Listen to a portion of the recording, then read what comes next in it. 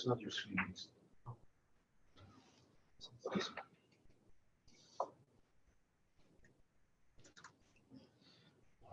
All right, great. Okay, mic check, check. All right, great. All right, welcome back everyone to another Quantum Matter seminar. Nice to have a live audience. And welcome also to all those across the board. And today we have the pleasure of hosting Bentsen from Brandeis University, who's going to be talking about random quantum circuits. Great. Okay. Thank you so much, and thanks very much for the opportunity to be here. Yeah, I'm going to be telling you about my one of my new favorite theoretical tools to play with, Brownian circuits. And a couple of collaborators of mine, Xiaokai Jian and Brian Swingle, we recently wrote a paper here connecting these to the growth of circuit complexity, and that's what I'm going to tell you about today. Okay, so to set this up, this talk is mostly going to be about randomness and how to generate randomness efficiently in quantum systems. And so you might be familiar with classical randomness, just from classical computation, in terms of algorithms that generate random bit strings or random functions. And these are useful in in classical information processing and in ways that I'll talk about in a bit. And today what I'm going to be really talking about is quantum randomness. And so this is how to generate random quantum states and random quantum unitaries. And the main point of today's talk is that randomness, in both senses, classical and quantum, is a valuable resource. You might think of randomness at first as being something that you can't really control and maybe is not that useful, but actually it's a valuable resource for both classical and quantum computation. And one question here is, for any particular task that you want to execute using this random resource, how much randomness is really necessary and how quickly and efficiently can we generate it? So these are some of the questions I'm going to be tackling today. So let's just start with something that's very familiar, classical randomness. Classical randomness comes in classical cryptography.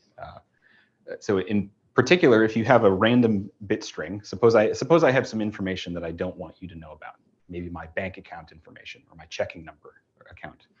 What I might do is put it into a hash table, which takes that string of bits, which means some information to me, but it turns that into some random string of numbers that looks random to some outside observer. And this is exactly how you can protect classical information, is by encoding it in some random bit string. And the point is that if anybody comes in and looks at that random string of bits, if they don't know the hashing function you used, they can't get any information out of that bit string. There are no correlations left within that bit string that I can use to get the information back out. And this is an important point, is that if we didn't use this random encoding or something that looked random, there would be correlations present in this bit stream that an observer or a hacker or an eavesdropper could use to extract information. So we actually want it to look completely random and have no correlations left. So in this sense, using a hashing table or something like that, in this sense, classical randomness in that context is actually essential for classical information security. So that's just sort of some classical motivation, and what I'm going to be really focused on today is quantum randomness. And there are similar statements to be made here about cryptography and eavesdropping. So let me just define what I mean by randomness in the quantum setting. What I'm going to be talking about here is a random many-body quantum state or a random unitary. And these two things are very closely related. If I start off with a simple product state, quantum state, and I apply one of these random unitaries to it, I'm going to get one of these random states. And just to give you an example of what one of these things can do, you can prove, I won't prove this here, but you can prove that with one of these random unitary operators, you can encode information in a way that's non-malleable to eavesdroppers. And what this means is let's say I start off with a bit string, again, encoding maybe my bank account information, and I encode it using a random unitary operator. This non-malleable condition here guarantees that an attacker or an eavesdropper can neither learn nor modify the encoded message. So they can't get at it and they can't change it, unless of course they collapse the whole state, in which case you've just lost the information entirely. And what you should have in the back of your mind here, and this is sort of the gold standard for these random unitaries, is a Haar-random unitary. So this is a unitary chosen at random from the Haar distribution on all many-body unitaries. And if those terms are not familiar to you, you should have in mind this matrix here is just a big n by 2n by 2n matrix where all of the entries are just random phases.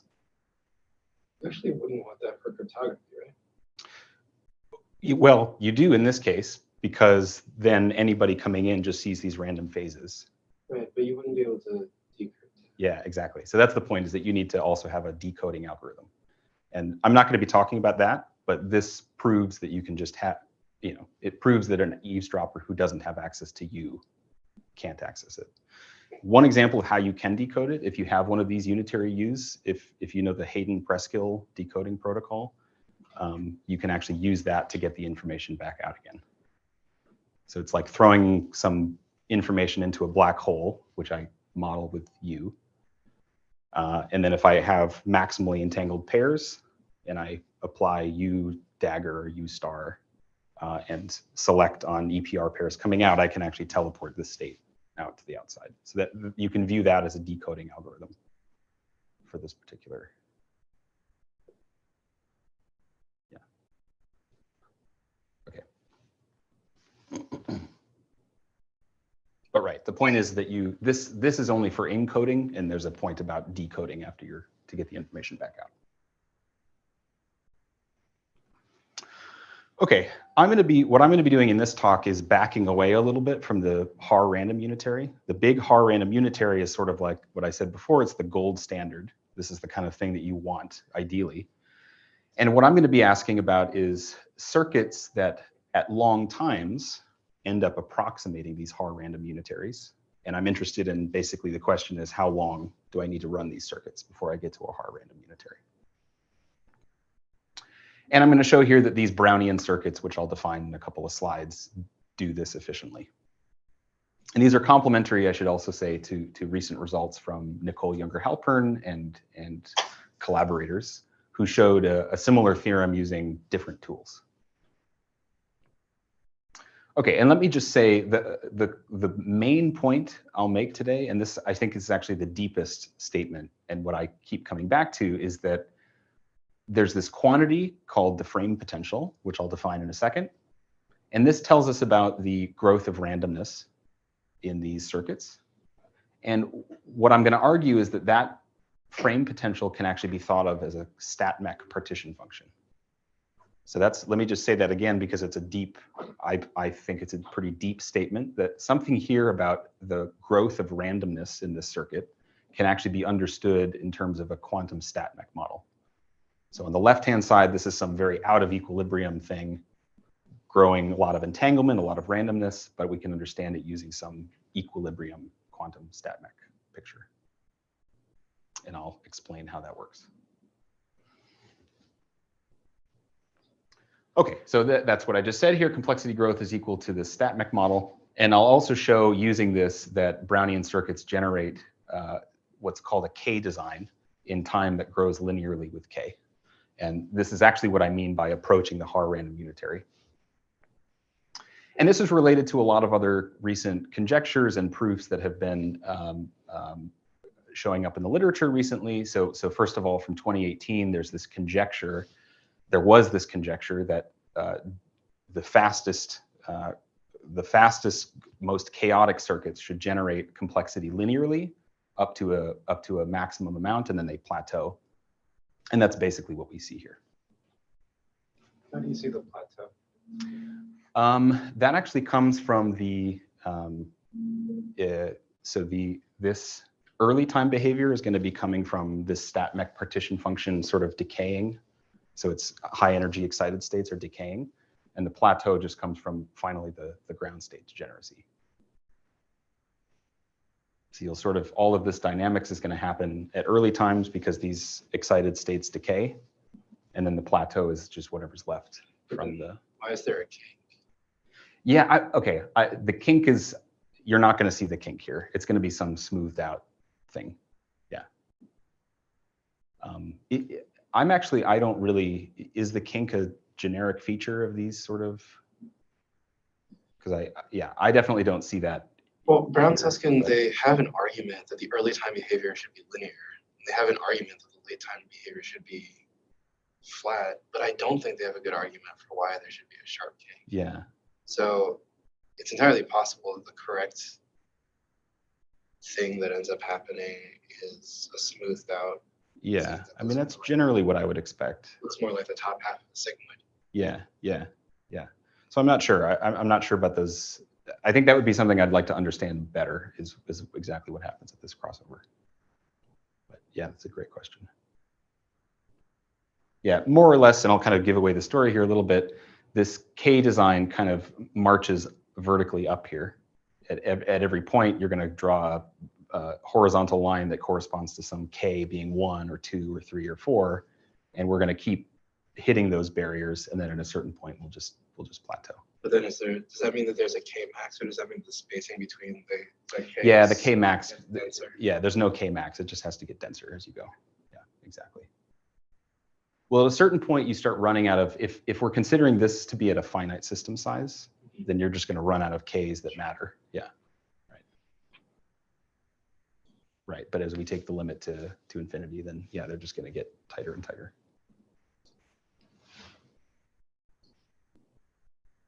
Okay, so that was just sort of some introduction and motivation. Yeah. So is there a relation between circuit complexity and entropy, entanglement? There's a relationship between K designs and circuit complexity, and that's actually a little tricky to argue, but I can argue that maybe at the end of the talk. You're asking about entropy though, entanglement entropy.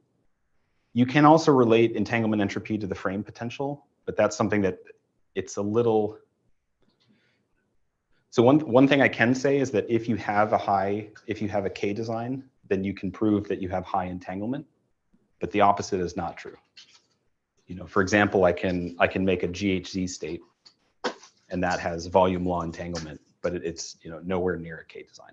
So one way to answer your question is that entanglement entropy is something that only cares about the second moment. So that means that if you have something that's a 2 design, it will be able to saturate any entanglement entropy thing that you're interested in. And so that means that for higher Ks, you gain no advantage in probing entanglement entropy questions with higher Ks. So that's why it goes one way, where high K implies high entanglement entropy. But high entanglement entropy does not require K greater than 2. Yeah, I think that's one way to say it. Yeah. Right. Okay, great. Thanks for the questions. I'm happy to answer them as we go. So that was just a bit of motivation. Here's the outline for the rest of the talk. The first thing I'm going to do is introduce this new tool to you called Brownian circuits. Well, it's not new. It's been around for a while, but we've just applied them to this problem. The next thing I'm going to do is introduce some tools for quantifying this randomness. You know, I've said K design and yada yada yada, but I'm going to actually introduce the tools that let us quantify this. Then I'm going to combine these two things together and show you this statement that I keep talking about, where the frame potential is equal to the StatMech model. And then finally, I'll tell you about some other applications that you can attack with these same tools and give some outlook. Okay, so what kinds of systems do we expect to generate randomness really, really quickly? Well, generally, many body systems that have a lot of chaos, they generate a lot of entanglement. Basically, what we're looking for here is fast scramblers, things that scramble information as quickly as possible. And so they're going to need to have a bunch of ingredients. They're going to have to be highly chaotic. We don't want them to have any spatial structure. Otherwise, they're going to be limited by Lieb-Robinson bounds, which will slow things down. What I'm going to do, though, is, you might think I could get away with doing K-body interactions or Q-body interactions. And what I'm going to do, just to keep things simple, is restrict my attention to 2 local. So at any time in this Hamiltonian, only 2 particles are going to be interacting at a time. And from this Brownian model, I think I've lost my mic. That's fine. People can't hear me. Okay.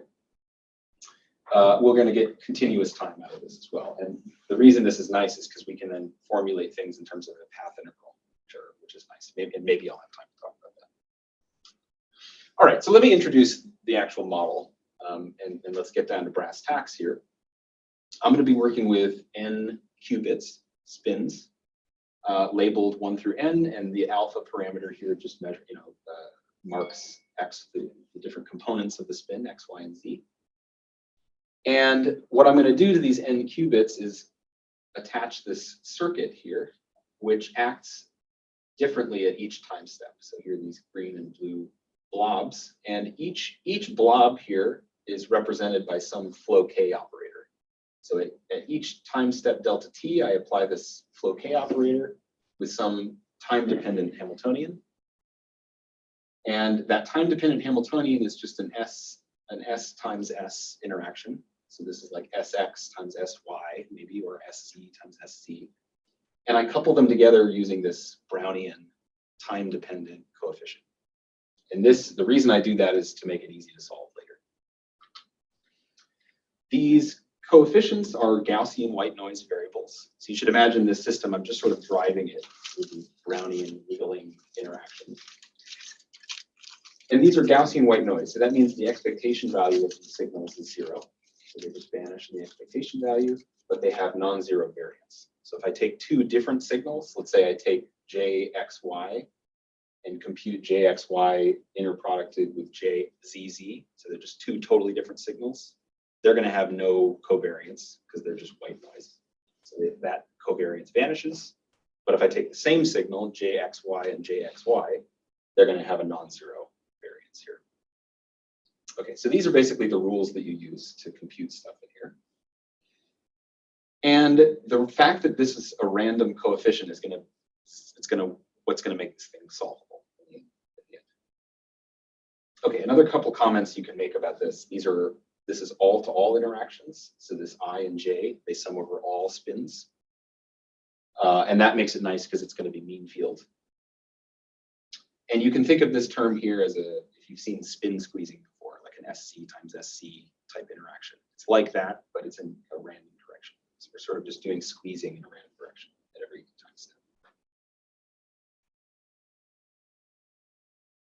Okay, so that's the setup. This is the circuit I'm going to be studying.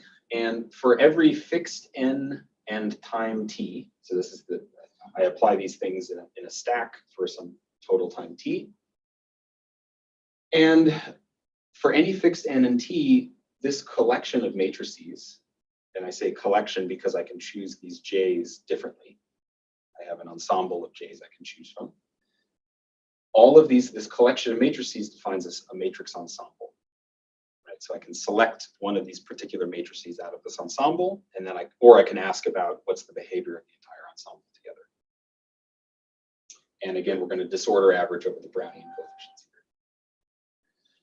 And it turns out that it's easiest to understand this when you take n to be very large, thermodynamic limit, it's kind of the standard thing you do. So really all we're interested in is what does this matrix ensemble look like as a function of time? That's going to be the crucial question. And what I'm going to argue is that as you extend time further and further, you get closer and closer to a Haar-random unitary. So some comments about this, like I said, it's all-to-all, but you can also go back to the original model and add spatial structure if you want. And that leads to other physics that's interesting, but I won't focus on that here today. The other thing is that there's no temporal structure. This whole thing is at infinite temperature. So I'm constantly at each delta T, I'm driving this thing with so I'm always inserting energy into the system. So energy is not conserved. And that's actually a thing I'd love to, this is kind of a future direction, is I'd love to develop tools that can take this to finite temperature. And then I'm focusing on spins, but you can also change this to fermions if you want.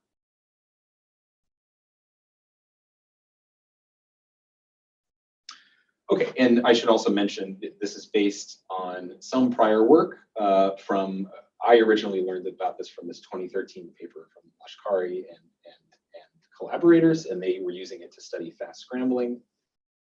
We then, a couple of collaborators and I used similar models to study measurement-induced phase transitions, which if I have time, I'll tell you about that. Okay, but that's just to say that this isn't out of the blue, we're using prior tools. And the questions again are going to be how quickly do these circuits generate randomness? So to quantify that, let me move on to the next part of my talk, which is how do we actually quantify randomness?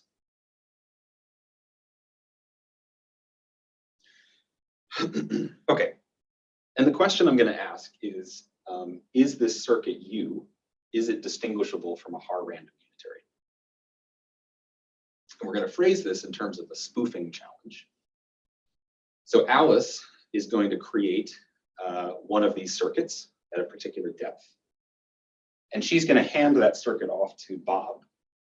And Bob is allowed to do anything he wants with that channel, that circuit. And his task is to identify whether he's been handed a bona fide Haar-random or whether he's been handed one of these Brownian circuits. And the question is, can he tell the difference in principle? Okay, so Bob's task is to devise a test that can distinguish this Brownian U from a bona fide Haar-random.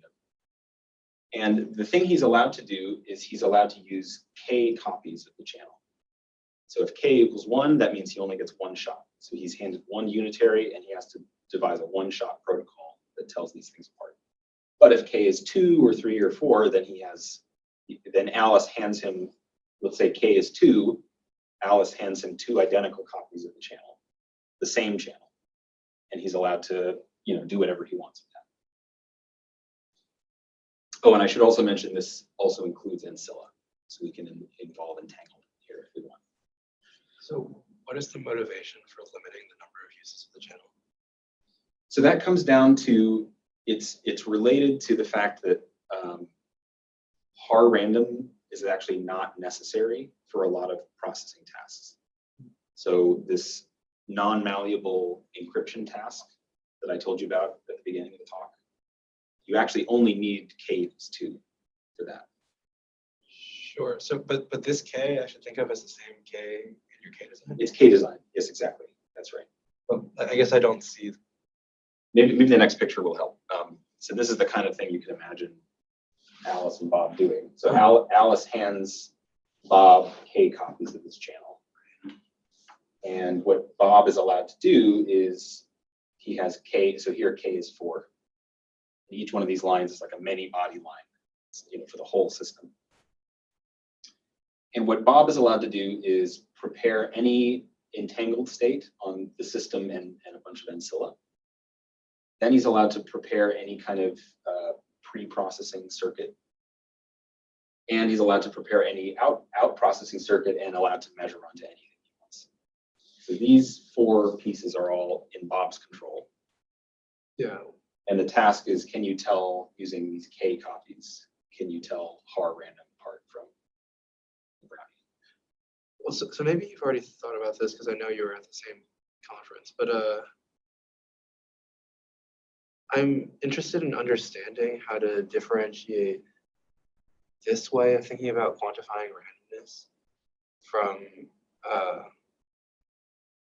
the Boland, Pfefferman, Vasarani, like pseudo entanglement way of talking about randomness. Right. Because there they say that if you have maximal entanglement across a bipartition, which is generic for a random state, there they also talk about spoofing that state with a state that has low entanglement across that bipartition. That's right. And they argue that it's quite difficult to differentiate between the two.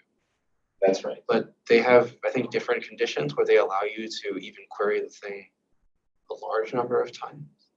Right. And in some sense there, they ignore the unitary and they just look at the output of the unitary and they talk about differentiating. I think that's the crucial statement, is that, so if you're looking at entanglement measures, entanglement is always a state-specific statement. You have a fixed wave function and you're looking at entanglement in that. This is a protocol that has to do with the channel. Instead of just, because you could say, I'm going to take some fiduciary state, apply the channel to it, and then look at the entanglement of the output. Mm-hmm. But this protocol here allows you to do more than that. You're preparing any state coming in and looking at whether you can tell the channel apart. So it's a dynamic statement instead of a state. Yeah, I think it'd be very interesting to figure out how your approach and their approach mutually bound each other. Yeah, I think that'd be interesting. Again, my general understanding, and I don't have a sharp statement that I can make, but typically, if you're able to show something about entanglement, that doesn't necessarily tell you about randomness. Randomness tells you something about entanglement. Sure. Yeah, but not necessarily the other way around. So I totally agree. And But if you're able, but that also means that if you're able to spoof the entanglement, then Yeah, like how else would you tell it apart? then you must be able to spoof the random. Well, that's not always true though, because I can invent a dynamics such that if I send in 0, 0, 0, 0, I get a highly entangled state. But if I flip half the qubits, No, I get something that's not. I agree that there are certainly highly entangled states that are not random. I'm saying that if someone gives you a state that they claim is random, and the only evidence they give you is that they claim that it's high entanglement, you have no way of verifying that, then it seems to imply that you should be able to spoof a random unitary with the specific, if they claim that specifically the highly random state that they give you is the highly entangled state that they give you is specifically a random state. I think I might be willing to agree with that if they can guarantee that. Here's the game I would want to play is there's this channel we're interested in spoofing or not spoofing. If they're able to say, I can put in any state, any separable state into the bottom of that channel, and every time I do that, I get a highly entangled volume loss state output, then I think I agree with you. Then these two things I think should be the same. But I guess my point is that if the only thing they can guarantee is if I put a special state in to the channel and it gives me an entangled state out, then that doesn't guarantee this, because I could always pick a different input state, which would lead to a different output state that is not entangled, potentially. So I think what they say is independent of the unitary, because they just make a state statement. So I think that might get around that concern, but maybe. But anyway, I should. I think these are interesting. I think there are a lot of close connections, but I think it's not entirely clear. Okay, so Alice and Bob are going to play this game where Alice is going to hand Bob one of these channels, and Bob is allowed to do anything he wants over here. Now, the point of this, and I'm not going to get into the technical details of this, but there's a norm. There's a norm you can define on this channel that tells you how far apart you are from the Haar-random unitary. And it's this diamond norm is based on this game. So I won't actually define what this diamond norm is, but suffice it to say that if these two things are close in this diamond norm, it means that no matter what Bob does to the input and the output, whatever bias signal he's looking for is always going to be small. So yeah, this game and this measure are basically the same thing. And again, I'm going to use this later. The point is, in order to have k copies, we have this thing called the kth moment map. And so we're going to take any operator acting on these multiple copies, and we're going to act on it with k copies of unitary on each side. So that's what the kth moment map is. And in addition, this moment map, we're going to average over the disorder of this channel. That just means we're going to take the average expectation. Yeah. So that double channel underneath without the gates or the circuit is basically like another copy where of your state where you didn't apply the. That's right, where you don't. So you should think of this as like an ancilla, where you can imagine there are some tests that you could do to determine whether this is Haar-random or not that actually involve EPR pairs. Okay. So you send in an EPR pair and have the other part of the EPR pair here. So that's what we're allowing Bob to do.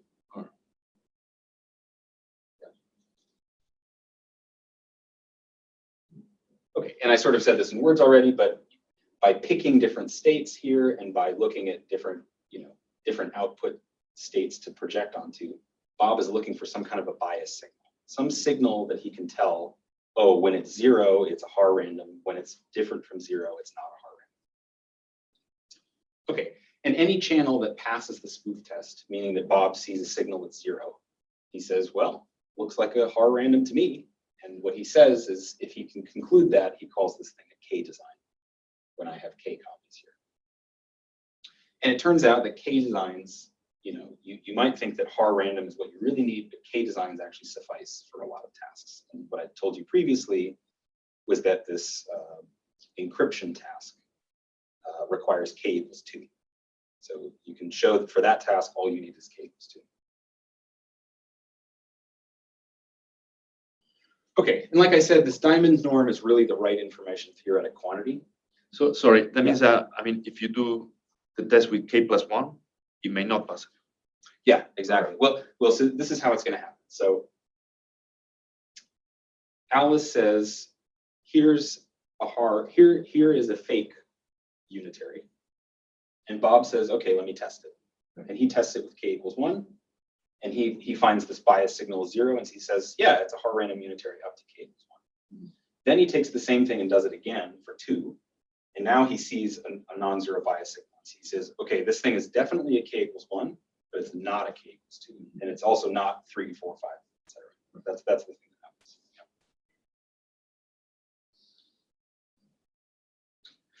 Yeah. Okay, so this diamond norm is the right tool, but typically with norms like this, it's just hard to deal with. So we're going to use a simpler tool. And it turns out that this thing called the frame potential is an easy tool to use, and it also bounds the diamond norm. Okay, so let me introduce what this thing is first. If I take 2 matrices from this matrix ensemble, 2 Brownian circuits, what I'm going to do is take their overlap and take their trace, and then take that whole thing to the power magnitude to the power of 2k. You should think of this basically like if I have a really random unitary, this overlap is going to be very small because they're just exploring the whole Hilbert space.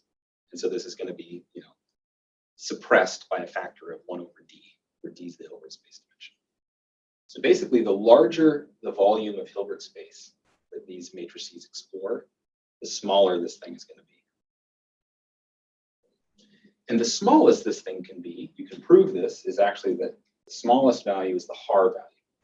So if I take this matrix ensemble and instead of choosing U and V from the Brownian circuit, I choose them from the Haar-random circuit, you can just do a calculation and show that this Fk is equal to k factorial. That's it. So that's the answer for the Haar-random. And then you can show that any other matrix ensemble is larger than that. How quickly does it converge as a function of k? That's the question I'm going to be asking here. So for Haar-random, there's no convergence. You just do this calculation, and you find that it's always k factorial. Sure. And then the question for us is going to be, now instead of a Haar-random, I'm going to stick in the Brownian circuit. And the question is, how quickly does it approach k? That's going to exactly be the question. How quickly does it approach k factorial? K factorial. Exactly. Right. And so this formula is really critical. If I can show that my Brownian circuit has, decreases down to the k factorial level, that means that this difference is very small. And it means that I can bound the difference between these 2 channels in the diamond norm. So if these 2 things are close together in the diamond norm, what that means is that there's no way that Bob can tell them apart. There's just nothing he can do. And this is the difference between these frame potentials is just an upper bound on that difference. Now, it's not such a good bound. You'll see here that it involves a factor of the Hilbert space dimension. That's a problem. So there's a lot of work that you could do in future work to try to bring this down and close that bound even further, but I'm going to just leave that there for now. Okay. And so this is probably the plot that you want to see. So the frame potential measures how close we are to Haar-random. And so for any particular circuit, we're going to just look at this thing as a function of time. And here's, for example, for a Brownian circuit, the second frame potential. And it starts at some value and it decreases as a function of time, and it gets down to 2 factorial here after some time. And similarly, we can look at the 4th moment, and it will decay and get down to 4 factorial after some point.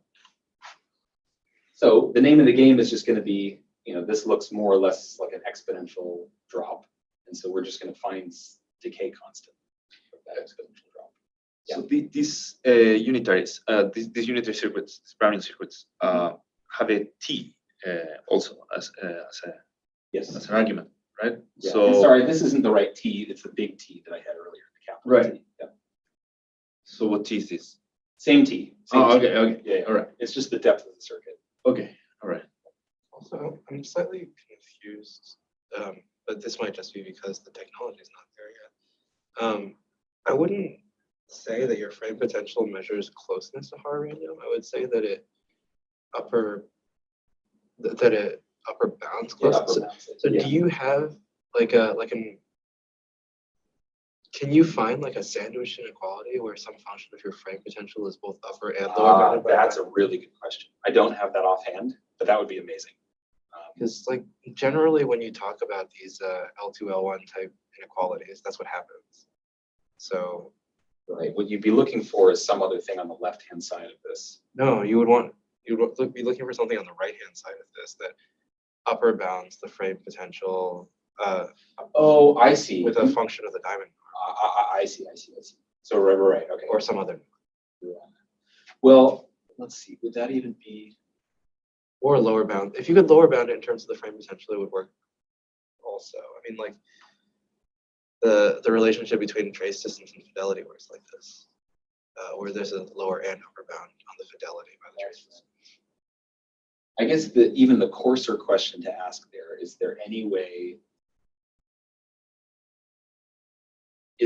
way for these two channels to actually be indistinguishable and yet their frame potentials differ? Because unless you have some sort of result like that, it's very difficult to conclude how tight this bound is. That's right. I am not aware of an inequality on the correct side, but I think that's an excellent question. Yeah, I'm not aware of.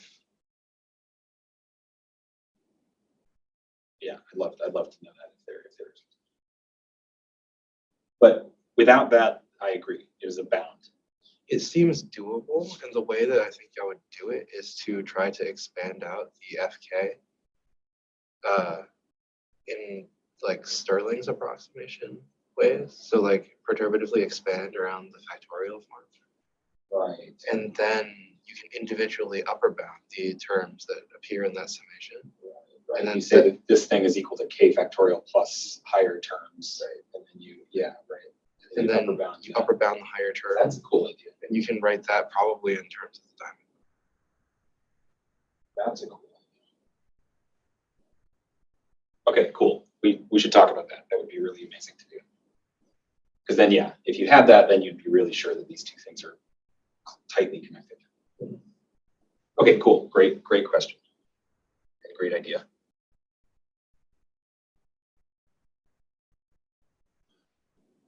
Okay, right. So the main point here is that I'm going to show that this frame potential in these Brownian circuits goes to k factorial in a time that goes like k times n. That's the technical content of what I'm going to show here. And I can show that using this connection here, this StatMech. Okay, do I actually? Yes, I do. Okay, good.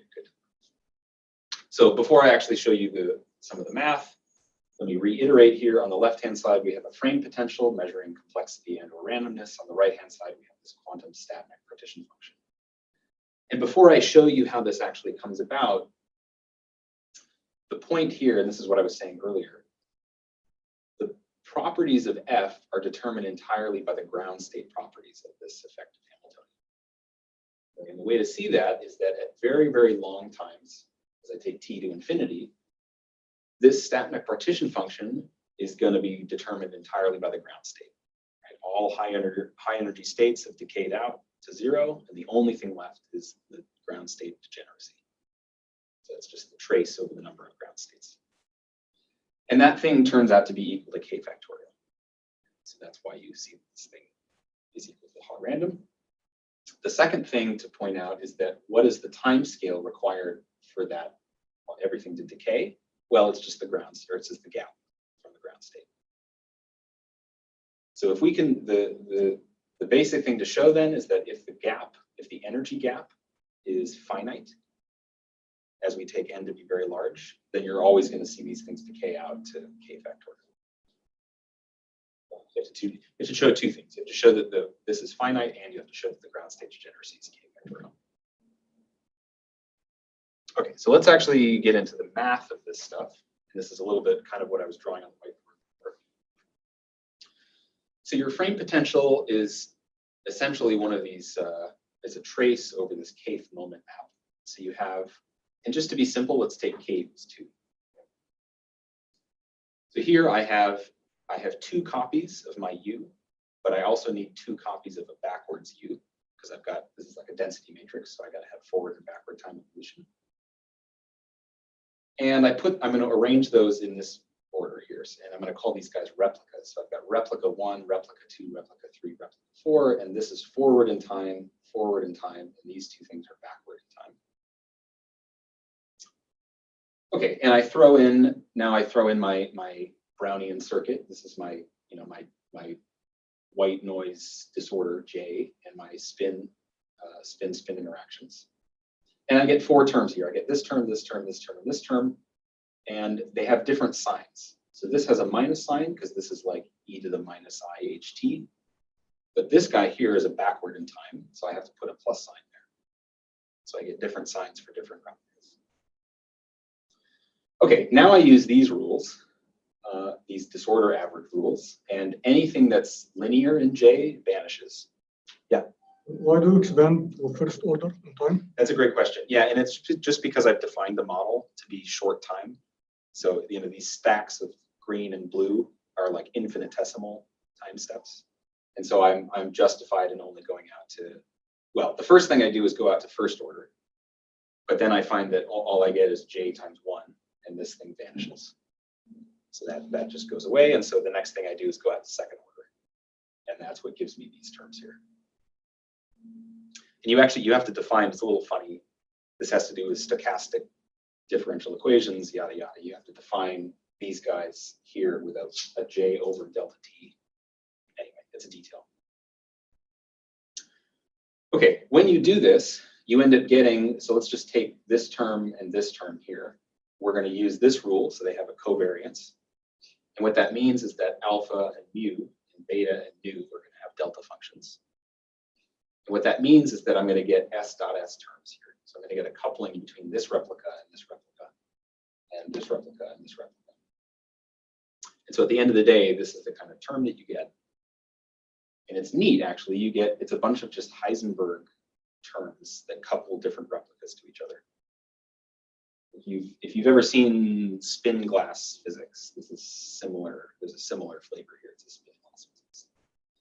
Okay, at the end of the day, when I write this term down as a Hamiltonian, it just turns out to be of this form here. So I've got some funny signs between my different replicas. And replicas are marked by R and S, and R and S run 1 through 4. I've got some Heisenberg terms that couple these different replicas, and everything is squared. And sorry, I should have a sum. This should be a sum over I here. And just I is just the site number in the system. Okay, so this is the technical stuff. What I've shown here is that Fk is equal to e to the minus ht. This is the effective Hamiltonian. Okay, so this is the kind of content of relating this frame potential to the StatMech model. Okay, so then the next thing is to study this Hamiltonian. We want to study its ground state space, and we want to study its gap, its energy gap. But let me maybe stay on this for a second. Are there any questions? Okay. Okay, great. Okay, so let's study this Hamiltonian. And okay, again, there should be a sum here before this guy. It turns out you can apply mean field theory, and that's kind of why we organized the model. One question. So the internal dynamics of each random circuit get washed away, basically. Yes, exactly. Yeah, the details of each instance are kind of gone. This Hamiltonian has to do with the aggregate behavior of the entire ensemble. Yes, the only way you get this is by looking at averages over the whole ensemble.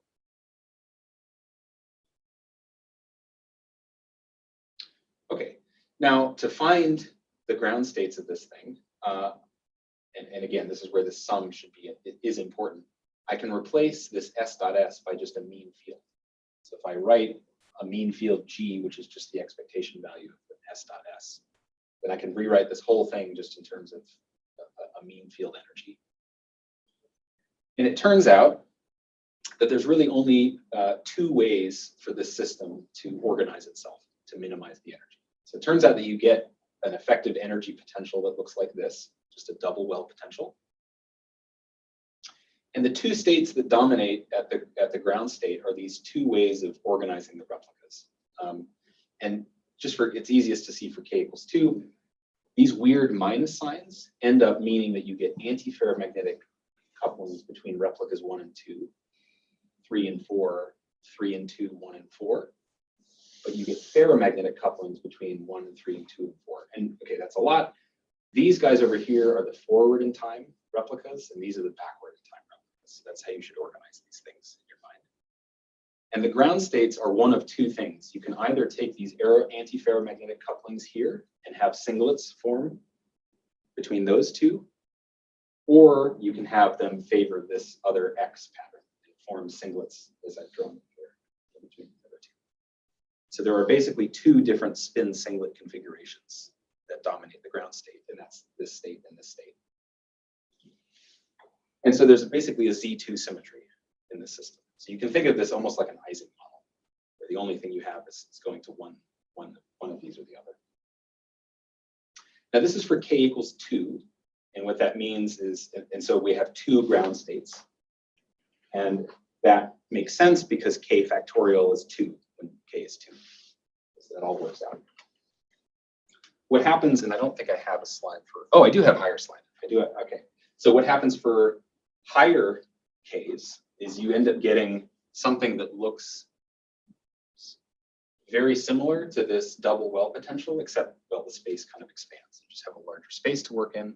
And I've started calling this thing Jello Mountain because that's just what it looks like from this, from this picture.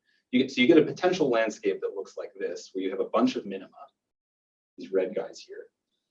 And this is for higher k. So here, this is for k equals 5. And you have a bunch of different ground states. You can get ground states that form between, in this ladder pattern. Or you can do a permutation and have some of these spin singlets connect like the cross, like we did before. And it turns out if you count up how many of these there are, there's always k factorial of them. And the reason you can see that is that all of these ground states can be formed from this simple one here, just by performing permutations on 1/2 of this. So if I take this guy and I perform a permutation on the bottom two spins, I get the next one. If I perform permutations of these two guys, I get the next one. And so you can see that this whole thing is parameterized by just the permutation group on k copies. And the size of that group is k factorial. So that's exactly where you get the degeneracy from. And here, if that was a lot, then this is just for k equals 3. Here's my 3 sites forward and backward, and I can perform permutations on some of them. Yep. Are you assuming that S is a spin half, or? Yeah, assuming spin is half. So what happens if you generalize? That is the direction we're actively looking at right now. Yeah, exactly. So, well, I can answer this a little bit. So these are, if your spin is 1/2, then you just get regular old spin singlets, just a bell pair. If these are higher spin, you can still form spin singlets. It's just like having a maximal spin in one and a maximal spin in another, and then you prepare them both in a superposition of up, down, not as up, not as down. You have this sort of ladder of states that still forms a singlet. So it's still going to be a spin singlet. It'll just be in a higher spin space. But there's some other physics there that I think deserves attention. So for the moment, I'm just doing spin 1/2. You replaced all the SI terms by the some mean field average. But in reality, you have n spins, right, per circuit. So, and they can, some couple in a cross and some couple. That's exactly right. Yeah. So I actually have factor where this come.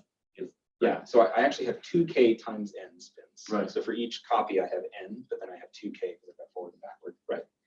And then the couplings are always, it's really interesting. The couplings are always I to I. Right. So you never have any spin coupling to another spin in the same system. It's always across a replica. Mm-hmm. Right. Does that answer your question? Or? Mm. Okay. Yeah, that's fine for now. Yeah.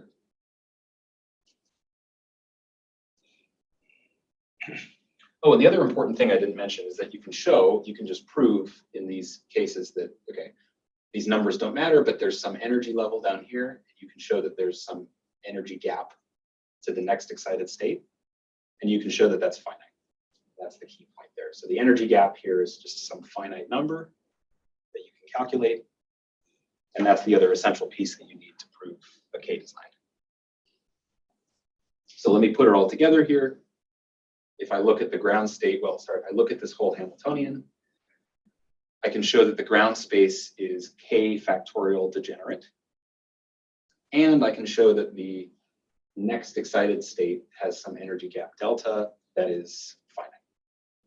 And so I can bound this whole thing by K factorial plus some extra factor times this exponential of the excited state. And as time goes higher and higher, this thing vanishes and we end up being dominated just by the K factorial. How quickly do I need to go? Well, I need delta t to be much larger than 2k times n. That'll get me this factor down to below K factorial. So that all ends up coming together as the time. Again, I'm sorry I changed from capital T to lowercase t. All the t's are just t's. This t is this t. To get to a K design, you need to run this thing for a time K times n plus some logarithmic correction. And that just comes from K state.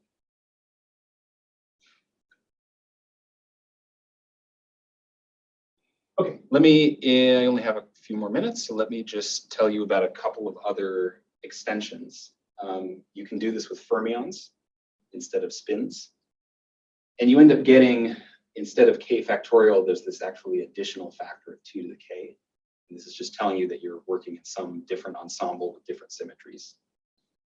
And in fact, there's a different symmetry class here. The spins have this Z2 symmetry breaking. Here with fermions, it turns out there's a continuous symmetry that you're breaking.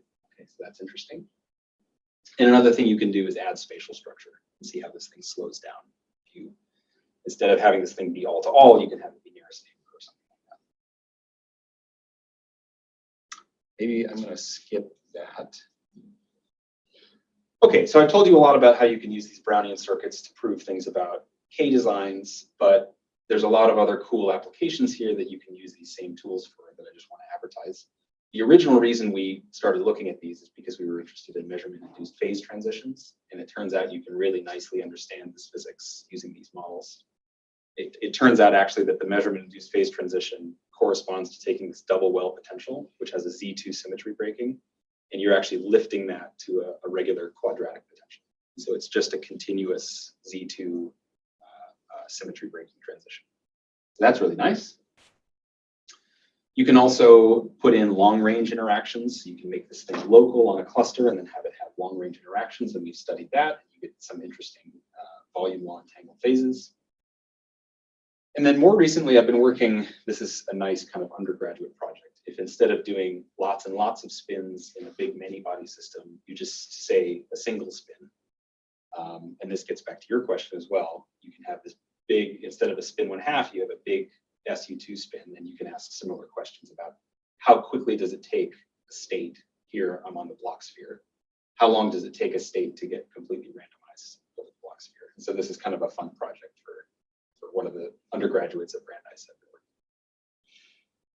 Okay, I'm getting close to the end of time, so I'm going to skip ahead. I wanted to maybe say some things about measurement-induced phase transitions, but let me skip that.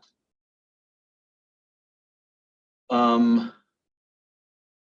let me skip that as well. So one thing that is really nice here is, and I didn't mention this, but you can frame this all in terms of a path integral.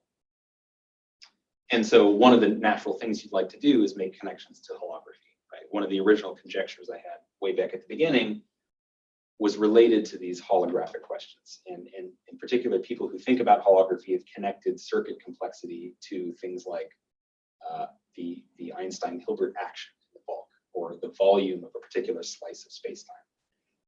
One thing I would love to do is use this technology from the path integral perspective and make some connection here to things in holography. Another thing I'd love to do is see if we can see this in experiments. In particular, these Brownian interactions are sort of natural to do in cavity QED and trapped ion experiments because you can make them all-to-all or long range. And another thing I'd really love to understand better is how robust is this physics to dissipation. So, if you're trying to create this Brownian circuit, and meanwhile there's an environment trying to act on that, how robust is that? And that's just another calculation you could put into this set of tools. Okay, so great. With that, let me thank my collaborators, Xiaokai, Shubayan Sahu, Brian Swingle, and Shrishti Nadial, and thank you again to Brandeis, University of Maryland, the GeoFlow collaboration, where I get a lot of my funding, and a couple of other funding sources for my graduate work. So thank you very much for your attention and your questions. Thanks a lot.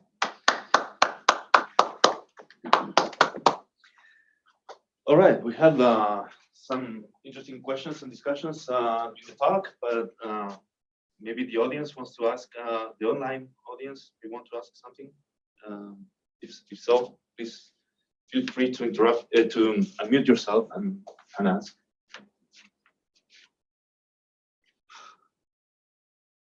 I'm sorry, didn't get to talk about the measurement-induced associations, but Talk a little bit about we it. are a little bit of, short of time.